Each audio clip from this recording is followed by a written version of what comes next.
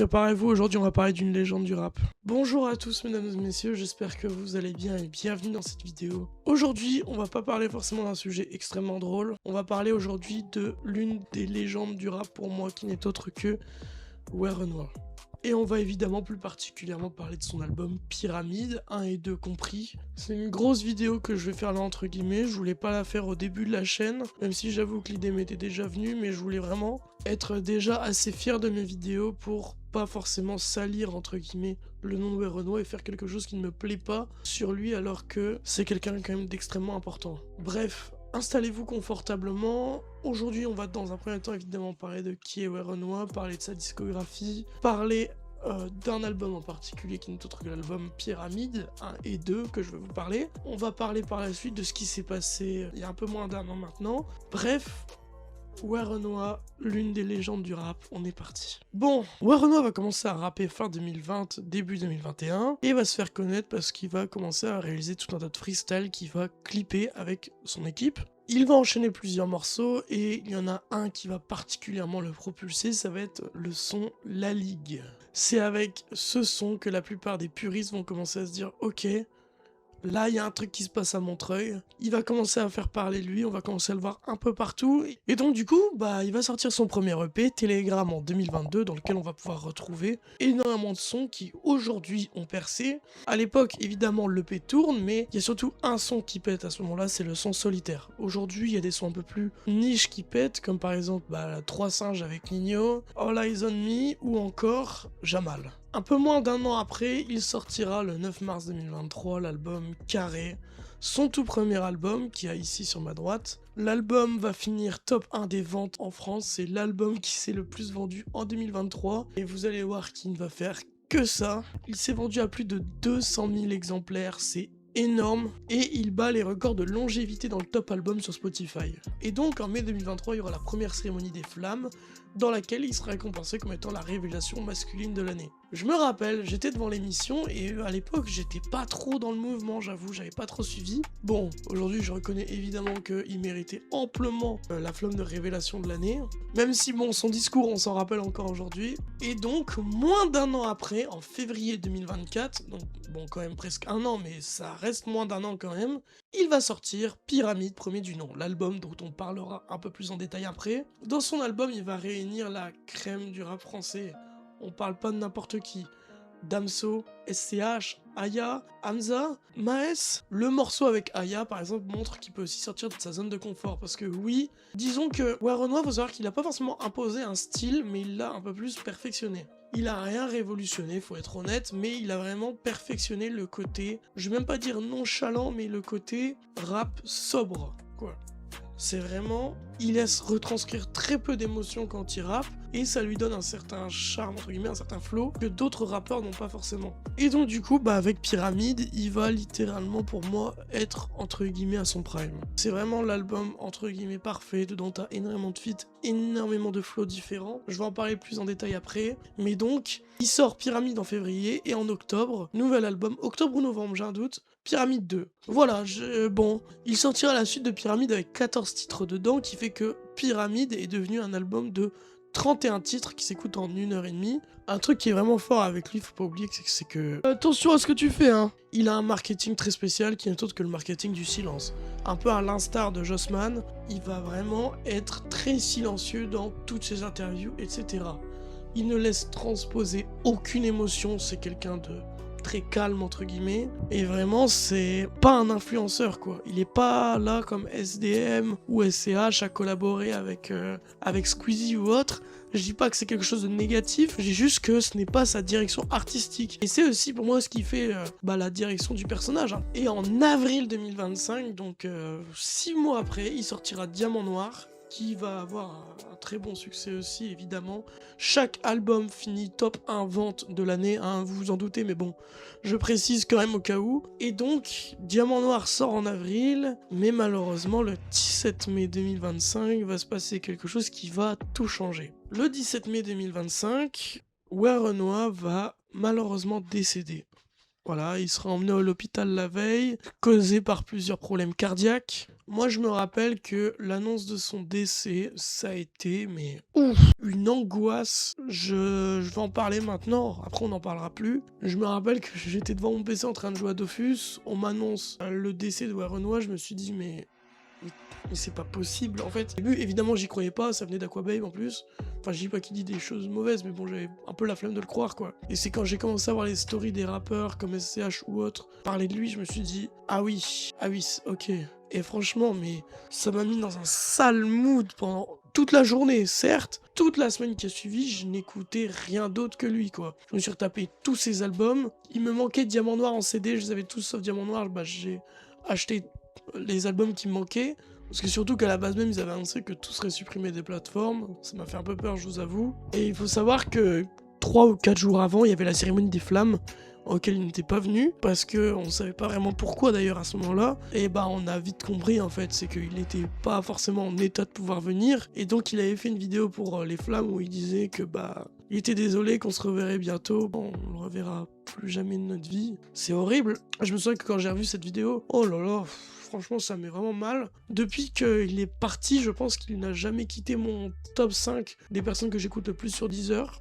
Il avait jamais quitté le top 3 avant ce mois-ci. C'est la première fois qu'il quitte le top 3 et le top 4.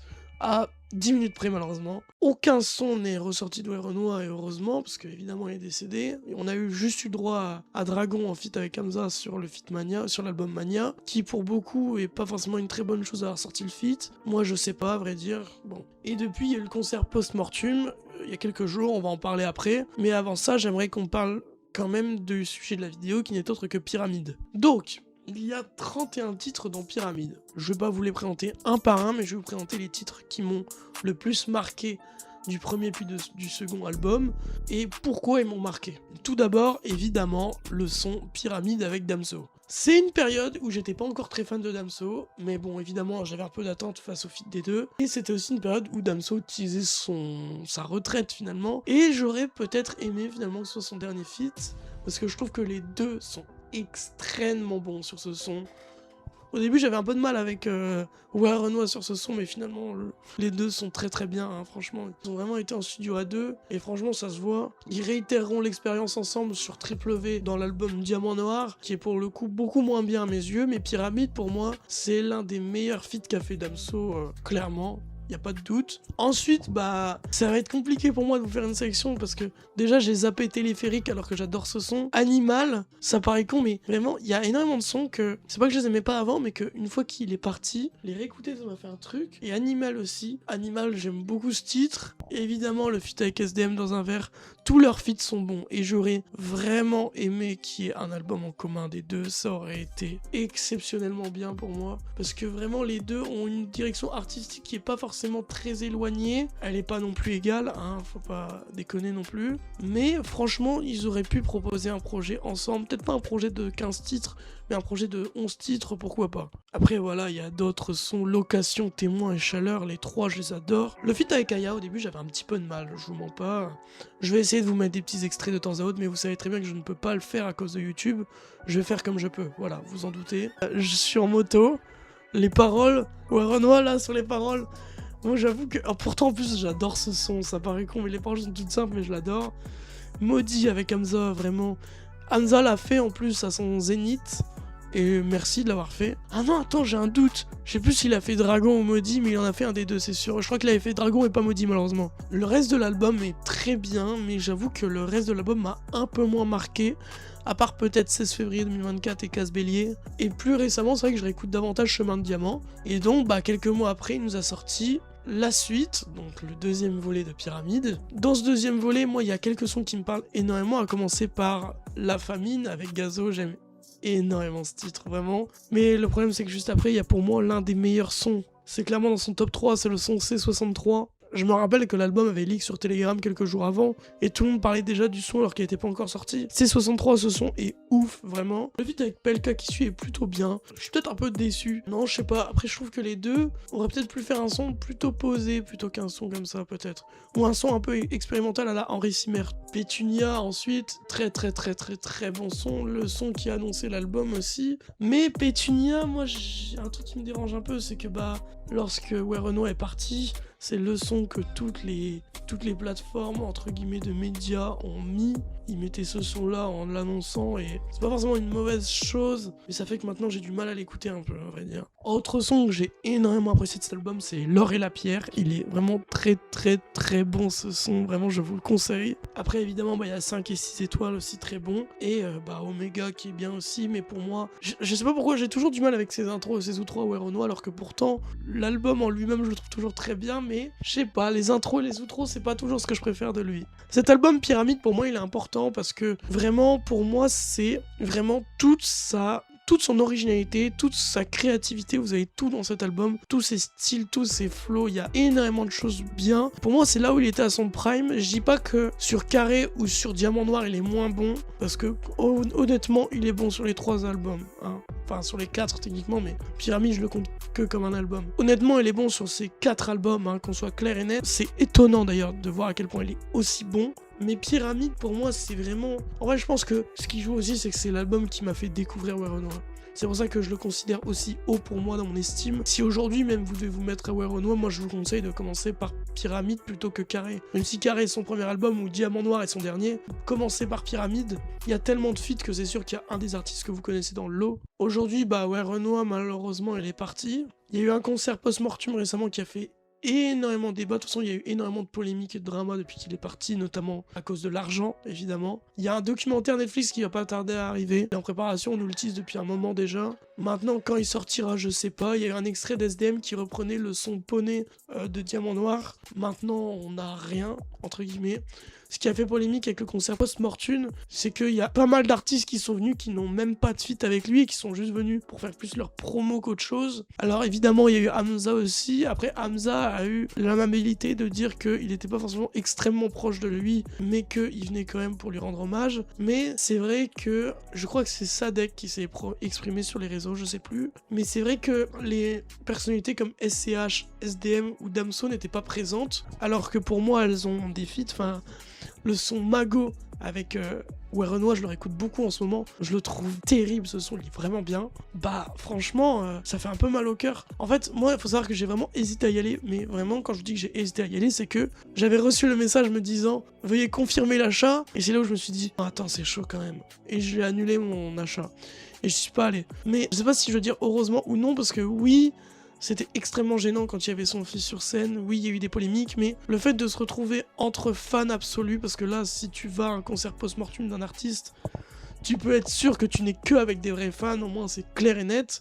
J'avoue que ça m'aurait peut-être fait plaisir, pouvoir discuter avec des gens, chanter sur tous les titres avec des gens qui vont chanter sur tous les titres. C'est quelque chose qui m'aurait plu, je pense. Je pense que c'est pas forcément quelque chose à ne pas refaire, mais c'est quelque chose à mieux refaire du moins. Et peut-être, je sais pas, à voir comment ça pourrait se faire, mais en tout cas, peut-être plutôt faire des soirées pour lui rendre hommage dans des clubs plutôt que des zéniths, je sais pas. En tout cas, Werenoi pour moi c'est l'un des meilleurs artistes que j'ai connus. Aujourd'hui, ça paraît con ce que je veux dire là, mais oui, il est parti, mais c'est l'un des rares artistes du coup qui est parti à son prime. Il est parti alors qu'il était toujours top 1 des ventes partout. Il y a eu les flammes, là on a voté et il y a les résultats qui vont bientôt tomber si la vidéo n'est pas sortie. Je crois que la vidéo, elle sera sortie après les résultats des flammes. Ça m'étonnerait pas qu'il ait la flamme de l'album de l'année ou de l'artiste de l'année ou autre. S'il a pas en tout cas une récompense, ce serait dommage quand même, mais bon. Pour Diamant Noir qui est exceptionnellement bien. Sur ce...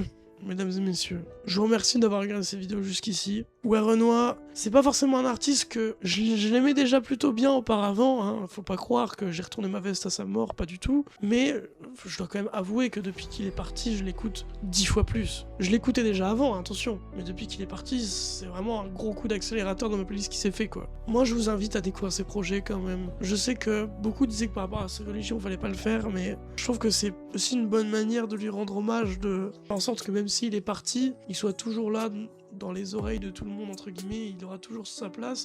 Il y aura... En tout cas, qu'on le veuille ou non, cette personne a laissé une trace sur dans notre société, ou du moins dans notre culture actuelle. Peut-être que c'est pas une culture qui va parler à tout le monde, mais dans la culture de la musique et du rap, c'est impossible de nier le fait qu'il a laissé une trace indélébile. Sur ce, je vous remercie d'avoir regardé cette vidéo jusqu'au bout. Et je vous dis à la semaine prochaine pour une nouvelle vidéo, voilà. Il y avait un indice dans la vidéo sur ce qu'on parlera la semaine prochaine, voilà. Merci à tous.